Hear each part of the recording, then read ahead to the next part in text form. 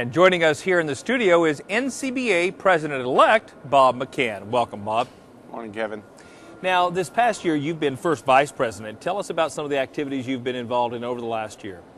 Well, we had a number of different task force working groups that were put together by the officers this year, and one being the Demand Resource Working Group, and another one being the B4 Side Advisory Group, and they were both task force that were compiled of members of our industry from the gate to the plate, from production all the way to the slaughterhouse, and had some great folks involved there, and they're both different issues, but they're both aligned towards protecting our members' freedom to operate and looking out for the future as far as any vulnerabilities that may come up for our industry.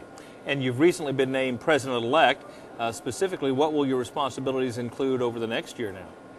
Well, I think we're going to really concentrate a lot on our state-national partnership and solidifying our state-national partnership. You know, that's key to our membership, and trying to get the word out, better communication amongst the states, as well as with state beef councils. Very good. And as you think about the key issues that our industry at large will face, and specifically NCBA will face over the next year, what would be the top 3 or 4 or 5 issues that you see us facing? Well, we've kind of prioritized a couple. Of course, we're going to work on all the policy issues that we have, but some of the top ones, of course, Farm Bill didn't get passed, so we're going to be working hard on that. We kind of have to redo a lot of those objectives that we worked on in 2012. We've also got some issues we know we're going to have with the EPA as far as the Clean Water Act, and making sure that they keep that navigable waters definition within the Clean Water Act, and we're pretty sure they're gunning for us to try to take that out. So that's going to be a top issue.